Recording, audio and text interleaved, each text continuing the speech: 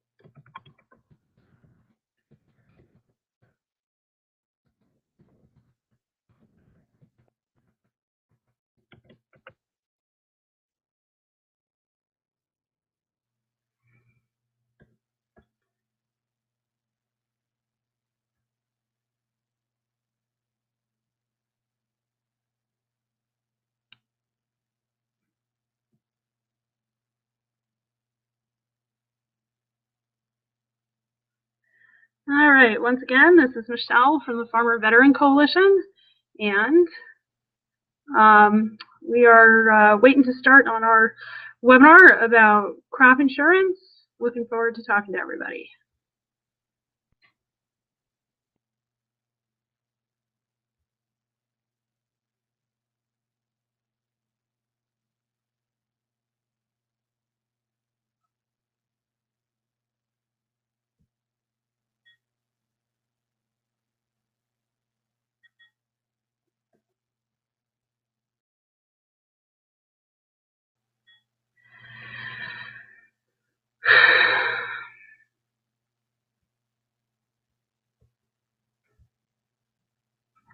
Good morning and welcome.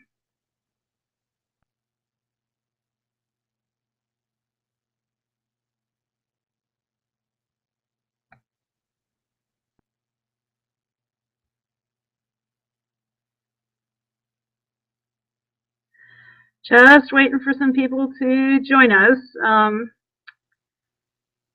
There should be a chat on the side of your screen. If you can enter a message there, that'd be awesome. Or speak up.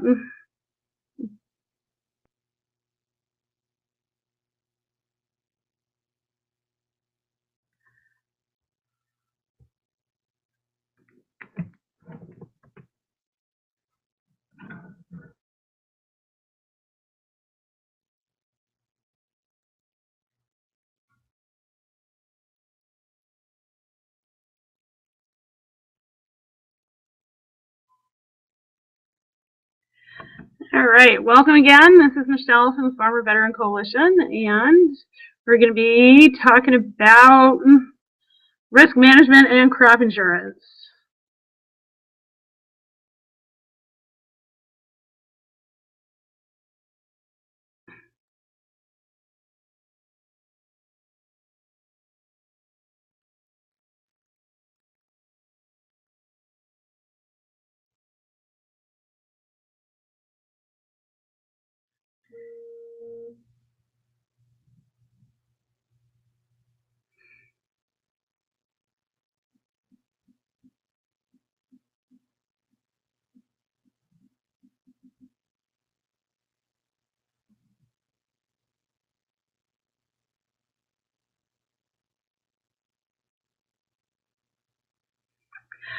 All right, we're waiting for some more people to join us, but we got a pretty tight schedule. And plus, this is going to go on to YouTube. So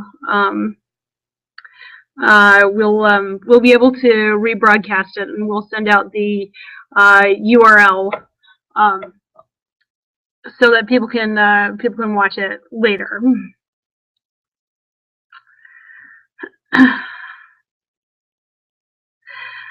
If you can see that chat message box on the side of your screen, do you want to just send me a note so I know that folks are out there? Because that's probably going to be the best way to engage.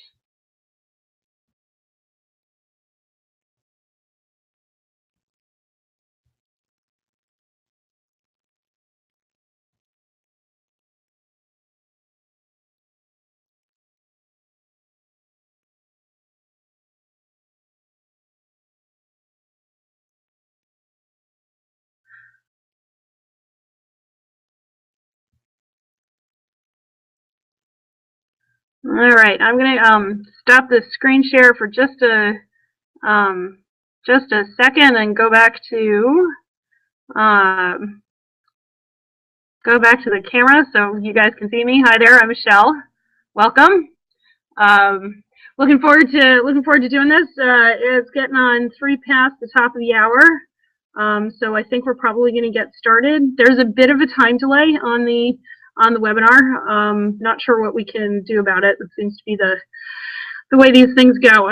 So anyway, I'm going to start the presentation. There's a chat box on the side. Feel free to pop in and give any feedback or ask any questions. Alrighty. So I'm going to pop over to screen share again here.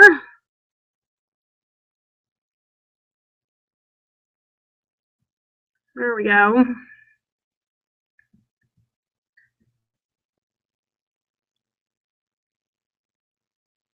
All right. Okay, so here's what we're gonna do. This is our agenda on the day. Well, on the hour, and this is a presentation that's being brought to you by the Farmer Veteran Coalition and our grant sponsors, the U.S. Department of Agriculture Risk Management Agency. That's what that RMA stands for. And then they work in coalition with the Farm Services Agency. And we're going to spend a good long time talking about what the USDA does and how what's changed and why you guys are getting all of this information now. All right, and then we're going to spend some time looking at a specific product, and it's from the Farm Services Agency, and it's called NAP, and I'm going to walk you through how to apply for that, because just about every single solitary beginning farmer veteran is going to qualify for NAP. And then we're going to do some yield calculations, because you have to do that for your NAP application. And then we'll be taking some questions. I'm going to be popping back and forth to the chat box if you have questions, and we will go from there, okay? So I'm going to give it a minute and pop back to the Hangout box. Here we go. So let everybody catch up a little bit here. All right, so the first thing that I'd like to know is this, and what you should know is that this is a presentation and a set of work. We're going to be giving a total of 6 webinars. We have 2 day-long seminars coming in the spring. We tried to have one in the beginning of February, and we got snowed out.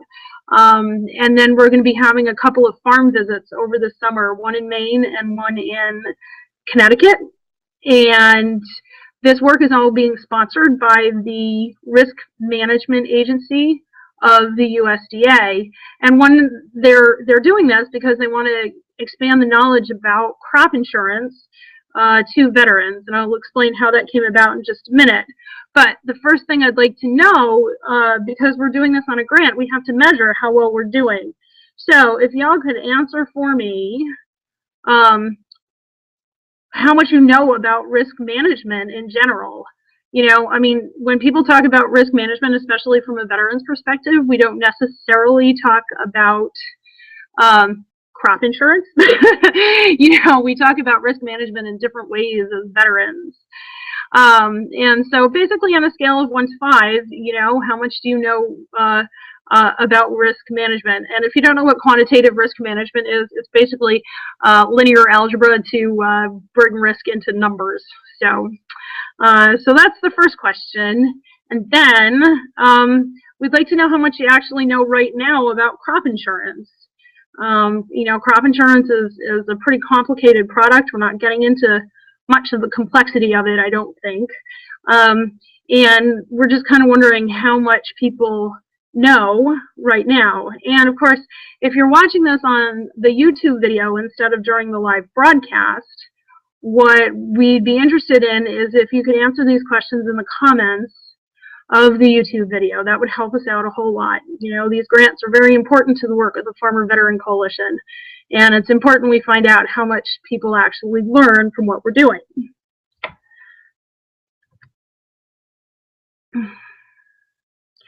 So we'll do the best we can on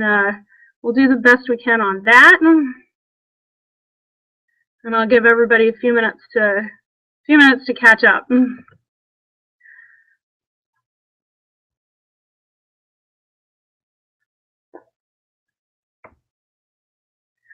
Okay, so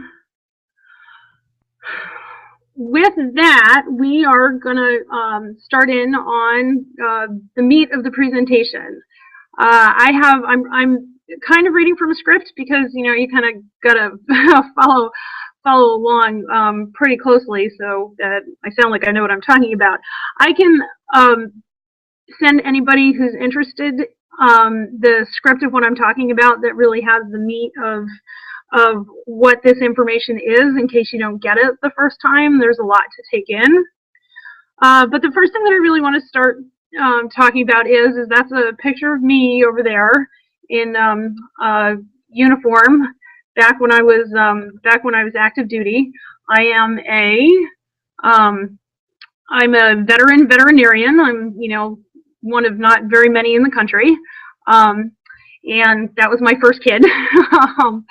So I was posted to Fort Monmouth, and then I was cadre at West Point, and I was in charge of the U.S. military mascot mule program. So I kind of have to throw out there, go Army, beat Navy. And I run a food safety consulting company, and a couple of years ago I got involved with the Farmer Veteran Coalition because I was trying to help veterans get into livestock ranching so that they could supply slaughterhouses here in the Northeast. So as you may know, the Farmer Veteran Coalition started out, I guess we're now on 6 years old because we passed through February, out of the back of Michael O'Gorman's truck out in California. His son had joined the Coast Guard, and Michael had started understanding that when folks were coming home from deployment, when they were coming off of active duty service, they were really looking for another way to serve. And Michael is one of the best organic farmers in America, and is probably one of the most knowledgeable guys about organic farming around. And he's always free for questions and loves to answer farming questions. So he started the Farmer Veteran Coalition, and we have grown. We are a national organization. We are starting state chaptering. If you have questions about state chaptering, feel free to get in touch with me. My contact information is going to be at the end of this presentation. So one of the major things that Michael worked on a couple of years ago was starting to create market opportunities for veterans. We have a labeling program called Homegrown by Heroes. I'm also happy to talk to you about that. Feel free to shoot me an email. And he's been working very hard when the Farm Bill was coming through to incorporate vets as a priority category in the Farm Bill. And I'm happy to tell you that that worked. And I'm going to let you know about a couple of the highlights for veterans from the Farm Bill. So the first one is that land sales and leases to veteran farmers are now specifically eligible for something called the TIP program, which is the Transition Incentive Program. So this is a conservation reserve program where retiring farmers with land in the Conservation Reserve Program can receive additional payments for leasing or selling land to a beginning farmer or rancher, or a socially disadvantaged farmer and rancher, of which veteran farmers are now included. So this was a really, really big deal where veterans are now included in something called the 2501 group, and we now get priority in an awful lot of programs. And we're going to be working to make that a reality. The next thing was that the Farm Bill modified the USDA operating loan program to limit interest rates that can be charged to farmer veterans on direct operating loans. So if you don't know this, the Farm Services Agency gives direct operating loans. Contact your local county Farm Services Agency if you'd like to know more about that. So the interest rate is set by the Department of Ag, but is limited to approximately half the rate that may be charged for direct loans to other producers. And the rates for USDA guaranteed loans through private lenders are negotiated between the lender and the borrower, although the USDA can establish a maximum rate. So basically what that means is that, that if you do get a loan from the FSA as an operating loan, you're going to be paying a much lower interest rate than others might be paying. Okay, so these direct operating loans are a really big part of what FSA does, and they can be used for livestock and feed, farm equipment, fuel, farm chemicals. Your operating loan can be used to pay for your insurance, okay, but you really need to talk to FSA about that because they're probably going to be very insistent that you get this NAP insurance, potentially with the buy-up, which we're going to be talking about. Okay, it can be used for living expenses, improvements to capital infrastructure, so you know, like farm buildings and stuff like that. Not building a farm building, that's a different loan program, but making improvements to farm buildings that you might already have. And it can help you refinance farm-related debt as long as it's not real estate, because FSA has separate programs for that. So it also created priority setting in another area called a Value Added Producers Grant, a VAPG, and the USDA must now give priority to veteran farmers and ranchers, along with small and medium-sized family farms, beginning farms, and socially disadvantaged farmers and ranchers. And, dum dum dum, the Farm Bill increased the mandatory budget for this program from $15 million to $63 million. And that, folks, was a major, major win. That was really, really good because these value-added producer grants are what help people build production facilities so that they can do things like slaughter chickens on their farm or make canned foods or otherwise create not just a raw product like a tomato, but turn that tomato into salsa, which means that you can sell it actually at a higher price point and make more money off of it. At least that's the idea. Okay, so that's kind of the highlights of what the Farm Bill did for veterans, all right? And then it had some specific new programs for crop insurance, all right? And the biggest take home about this crop insurance is that it turned away from the old subsidy programs for the commodity crops that everybody is used to hearing about. And this is the first step towards really having farmers create a comprehensive safety net for them to insure their crops. Is it perfect? No, but we've made a whole lot of progress, all right? But I want to emphasize to you that it is the responsibility of each individual farmer to contact FSA at the USDA and start building this safety net for yourself, okay? And the reason that we're emphasizing this, and the reason we're doing this right now, is that the deadline for getting in and starting that paperwork and to be eligible for this crop year is the 15th of March. Okay, so you need to do it, and I'm pretty sure that's a Sunday, so you got to do it. You got to do it at least by that preceding week. All right, so the Farm Bill strengthened the crop insurance program and something called the Buy-Up NAP, which we'll go over, from FSA by providing more risk management options for farmers and ranchers and by making crop insurance more affordable for beginning farmers. It continues the growth of the crop insurance program and provides avenues to expand farm safety net options for organic producers and specialty crop producers.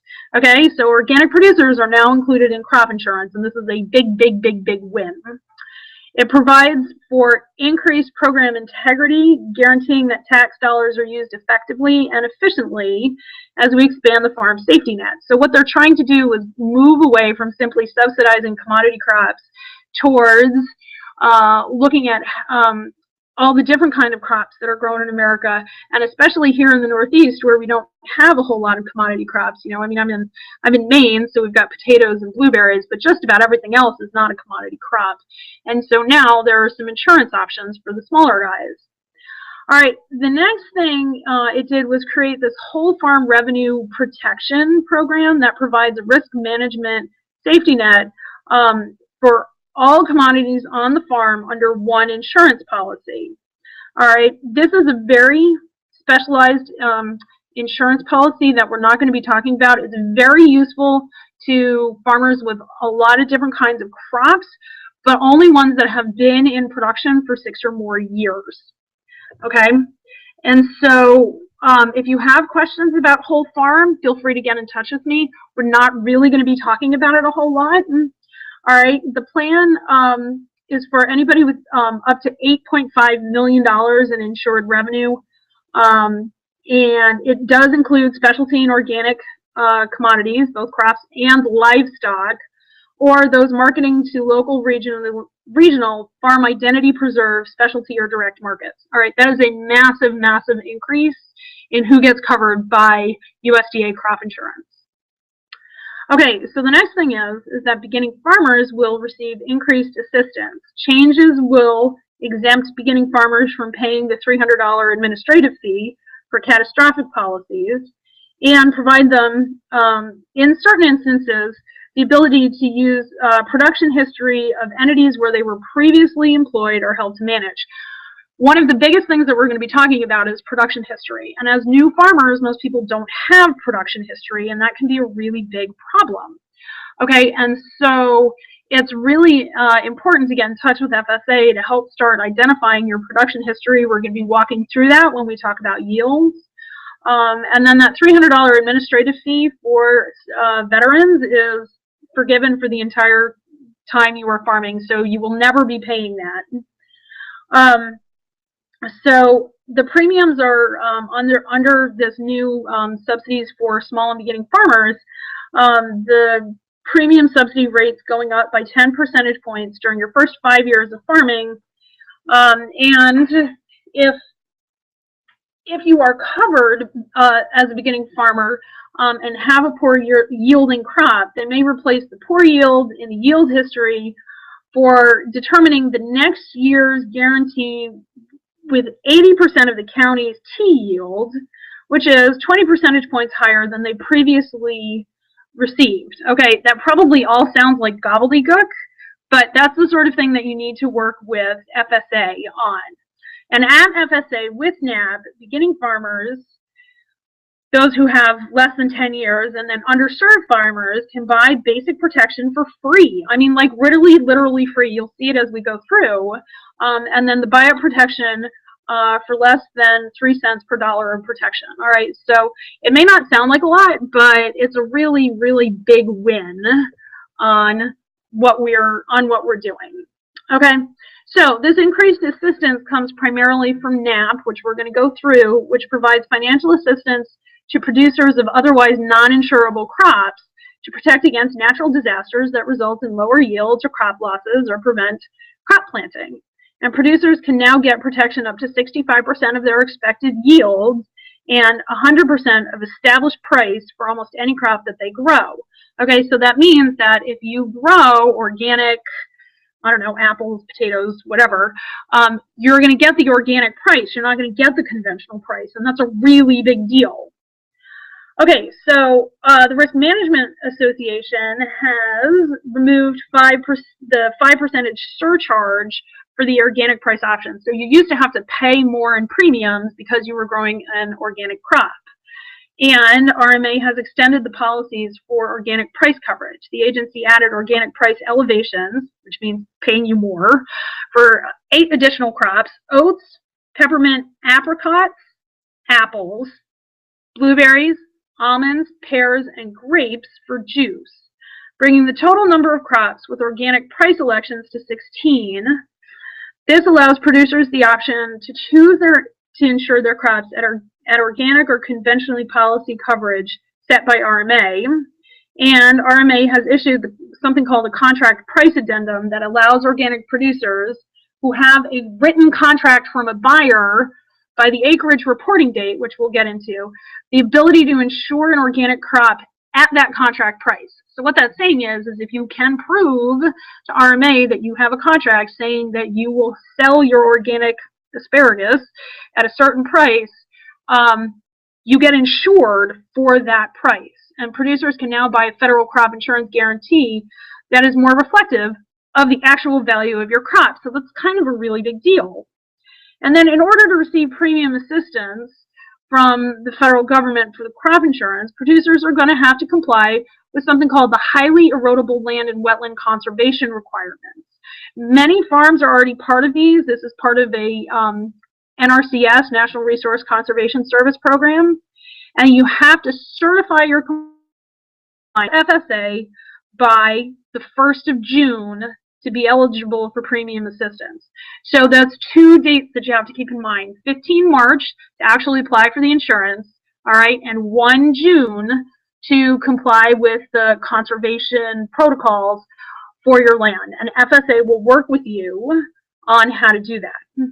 Okay, so that's sort of like the bulk of the changes that came along with the Farm Bill. I know that it's a lot to take in, and again, I'm going to when this goes up onto YouTube, I'm going to put these comments in the comment section on YouTube so that you can read it along in case you missed something. My contact information is going to be at the end of this presentation, and you're always welcome to contact me with any questions. Okay, so with all of that, we're going to move on, and we're going to move on to actually how to find and navigate the NAP website. So this is the first step's really hard. You have to Google FSA NAP program, okay, and that is going to get you to something that looks like this. This is the Non-Insured Crop Disaster Assistance Program. So that NAP is the non-insured, A and P is assistance program. All right, so, and the thing to remember is that this is crop disaster insurance. This is not insurance if you can't find a market. And at the Farmer Veteran Coalition, we always very much like to emphasize you should have a market for anything that you plant before you plant it. And that's part of business planning. And business planning is surely a method of risk management. And our next webinar is going to cover business planning. Okay, so this is disaster assistance. All right, so there are a couple of links that you'll notice here, and I recommend that you go, you know, like you switch panes and you Google along, and follow along with me on the actual web page. Okay, so you'll notice that there are two links that I've highlighted here. You can go visit the NAP program fact sheet. That's where I got a lot of the info that I just talked to you about. And if you really want to, and you have insomnia tonight, you can read the interim rule. Boy, that's really diverting reading. But what we're going to do is we're going to click on where it says access the online NAP tool by clicking this link. Okay, and then what that's going to do is that's going to bring you to this page. Okay, and then the first thing it asks you is for your state, your locality information. All of this is based on on your locality. And I want to point out that reset page, if you mess up or you want to change your information or anything, you have to start back from the beginning and you hit reset page. So you can't select your state and select your county and then try and go back and do a different state without resetting your page. And that becomes a little more important as you go down in the okay, so this first step asks whether or not you are eligible for RMA. So are you eligible in your state? Are you eligible in your county? I picked Connecticut and I picked Fairfield County because this is actually a grant that's based out of Connecticut, and I grew up in Fairfield County. Not that there's a whole lot of ag left in Fairfield County, but hey, there might be some. All right, so the first thing it's going to do, you'll see that little RMA check in the I don't know, orangish box right there, and then it's going to ask you for your crop information. All right, and this is going to give you an extremely short list of crops, and if you can find it, great. So in Connecticut, in Fairfield County, apples can be eligible for RMA, and there's this, you can read everything on there, and basically the idea is that NAP is for crops that aren't covered by RMA. So if it's covered by RMA, you got to use RMA. Okay, so it's going to ask you a couple of questions, all right, about your crop, how you sell it, what kind of practices you use, all right, and whether or not that's insurable by RMA, all right. And then if you determine that it is insurable by RMA, what I would do is it's going to give you some information, like at the bottom of this, it says APH is the type of coverage that you're available for. So Google RMA, APH, all right, and it's going to give you a description of all these different kinds of crops, all right. And then the next thing that you have to do, if you're covered by RMA, you really need to get in touch with an agriculture insurance agent. The one that we tend to work with in Connecticut is called Crop Growers, and they are affiliated with Farm Credit East, and I'd be happy to provide their information to you as well after the if you get in touch with me after the webinar. Okay, so that's the RMA check. All right, so then the next thing, we're going to go back and we're going to say, okay, the RMA check didn't work. We're not eligible for RMA because we've now chosen not listed because we don't grow apples or sweet corn or other commodity crops in Fairfield County. All right, so because it's not listed, another little box pops up next to the RMA check, and that's the NAP crop information. Okay, and you have to actually click on that. All right, and then you'll notice that turns orange, and then the RMA check turns green. All right, so here's where it gets a little interesting. Pick your first crop. If you only grow one crop, that's awesome. Start there. But if you grow multiple crops, I would start with your biggest yield first. Okay, so you're going to start with your biggest yield, all right, and select that crop. All right, I picked asparagus, 1 because I like it, 2 because it's spring, and 3 because it begins with an A, and it meant I didn't have to go scrolling through a whole lot of information. All right, so we're going to pretend that we're on a farm, and we are growing. We're going to grow asparagus. All right, and the thing is that if you're growing this, it may give, if you're growing a variety of crops that aren't covered, stop here and call FSA. Okay, again, you've been hearing that a lot. You're going to hear it a lot. If you have any questions, pick up the phone and call FSA. They're really, really nice people. They're in every county. and they're happy to help you walk through this kind of on a one-on-one basis. Or, you know, again, get in touch with me. I'm happy to do it. Okay, so you're going to enter your crop information. Again, we're growing asparagus.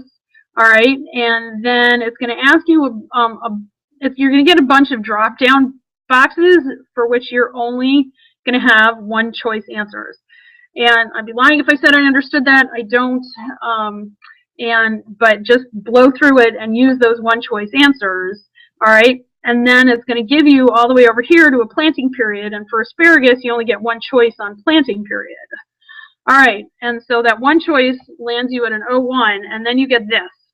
Okay, so this is asking you for your approved yield.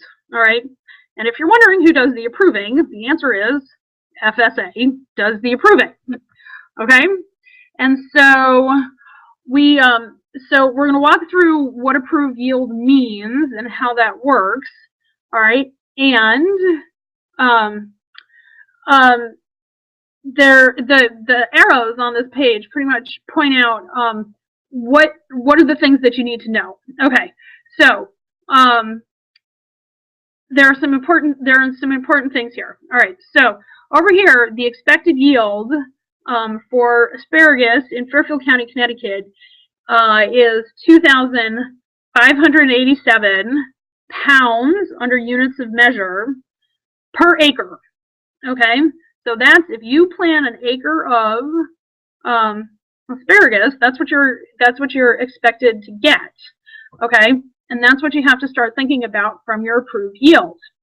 All right, now if you already have an approved yield, so FSA has said, you know, you've been working with them and they've blessed your approved yield and everything's good, then you enter that in that approved yield box. But if you haven't, all right, and you have been, you know, you've been a farm manager and you've been planting asparagus and you've been doing it for a couple of years, then you put in your approved, you put in the yields that your historic yields is called. All right. If you are 100% brand new to this, all right, and you have no historical yields, you have no approved yields, you have none of that, call your farm services agency right after you get off this webinar. Because the thing is that, you know, insurance is based on history and something called actuarial risk, all right, and you need to work with the farm services agency to find out what your risk is, and they will work with you on that. Okay.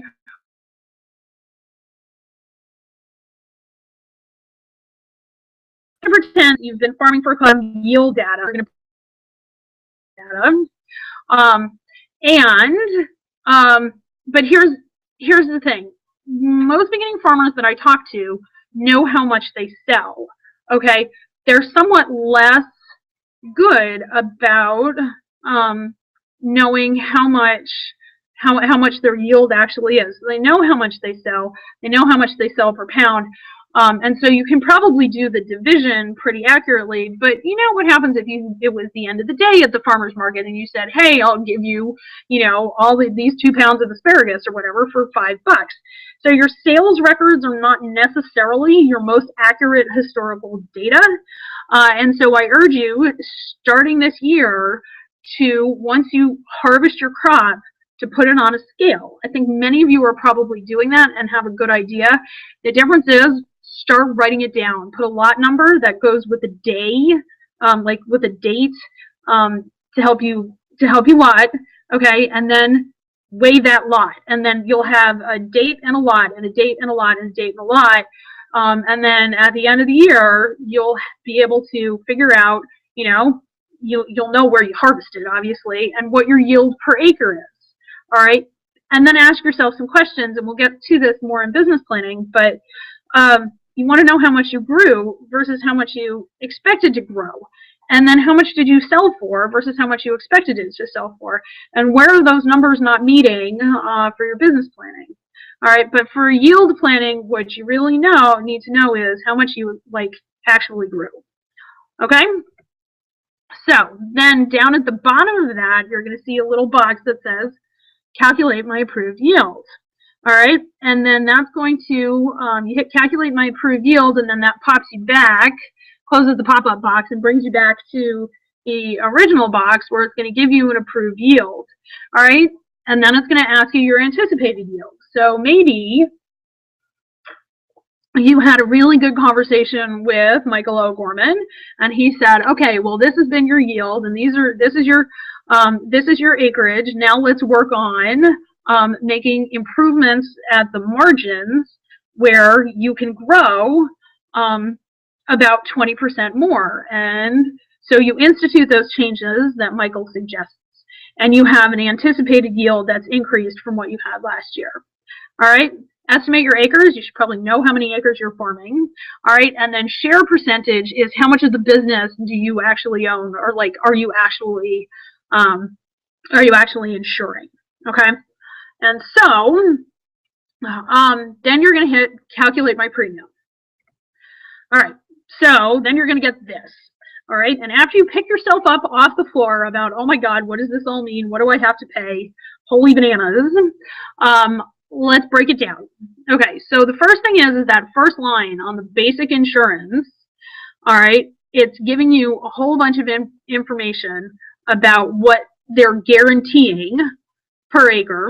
All right, the unit of measure, and the dollars per acre at the net market price.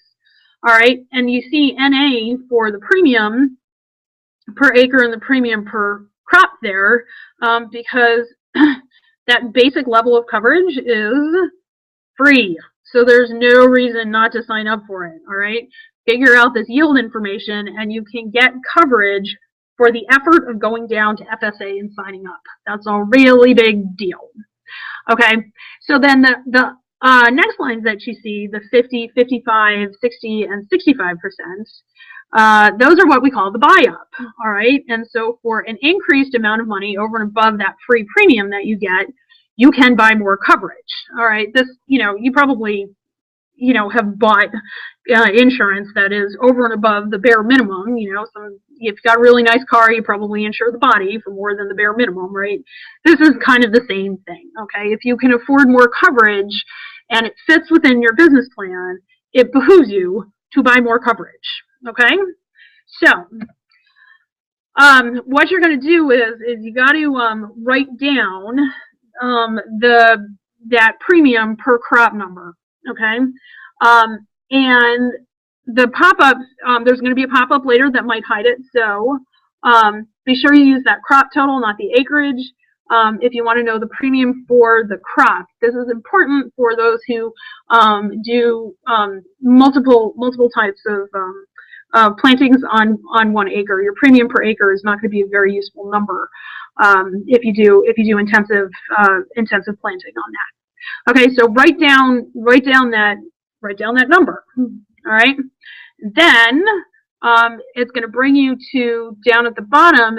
You're going to see a little button that says calculate my total premium and fees. All right, and that's going to bring up a pop-up that looks like this, where it says calculate total premium. All right, so now one of our big changes in the Farm Bill was that as beginning farmers and as socially disadvantaged farmers, we get premium subsidies. That means we pay less money for getting this insurance. And the beginning farmer, which is you've been farming for 10 or fewer years, or a socially disadvantaged farmer. Veterans are now considered socially disadvantaged farmers under what's called the 2501 program. Okay, so you type in your crop type and then your premium amount, which you had written down, and I guess I chose the $777.12 one. All right, then down at the bottom you'll see a button that says calculate my total premium and fees, and it does what it does, and it says your premium and fees are $388.56 with no fees, because regular farmers get a $300 fee tacked on here. We do not, because we're awesome and special. All right, and then that's where you pick up the phone and call the Farm Services Agency. Okay, I highly, highly urge you to get this coverage and to walk through this NAP program. And again, contact me with any questions. So, so that's pretty much the bulk of what we're covering today. We're going to be doing more webinars, and I would really appreciate it if you spent some time doing an evaluation and let us know what you thought. I mean, basically, we need to know how you thought the event went. Don't worry, you're not going to hurt my feelings. We're, giving these webinars and stuff is something that Farmer Veterans is new at doing. Mostly we do in-person meetings, which are a little more interactive and stuff like that. So if you have anything that you'd like to share, I'm going to try putting up a Q&A box there. And that's where you guys have been responding. Awesome. Good. All right. So,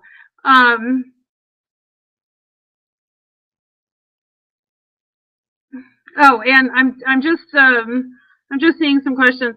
I can't make it full screen because the broadcast on air does not actually play nicely with the PowerPoint presentation, and the screen will go entirely black. So sorry for that confusion. I probably should have explained that at the beginning.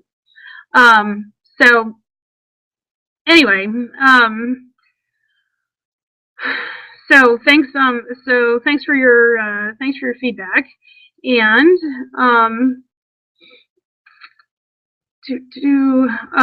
okay, so let us know what you thought on a scale of 1 to 5. Do you feel a little more comfortable about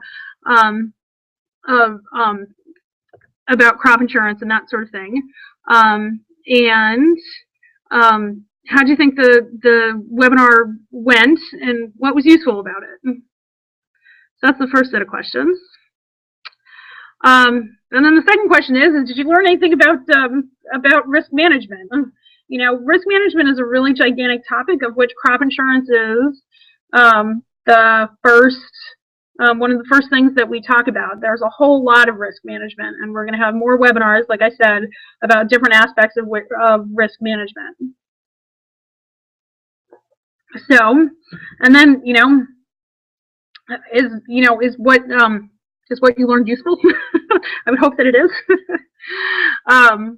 And then how can we do better? I really would like to improve these webinars and get them so that people learn from them, because they take a lot of time and effort on my part, and I want people to get benefit from them. So let me know what your comments are about how we can do this better in the future. And again, you're really not gonna hurt my feelings. Don't worry. And if you do, I'll get over it.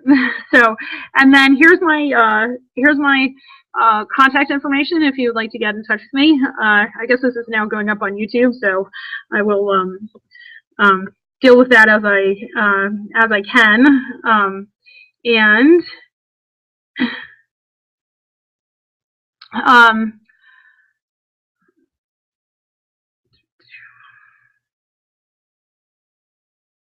There you go, and you can answer those questions. And we have about 45 minutes left. 45. We have about 15 minutes left, and I'm happy to take any questions. And other than that, I think we're good. I'll give it a few more minutes before I stop the broadcast.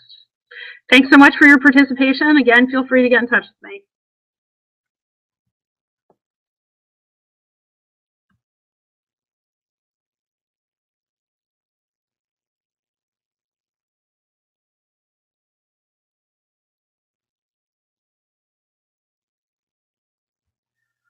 All right.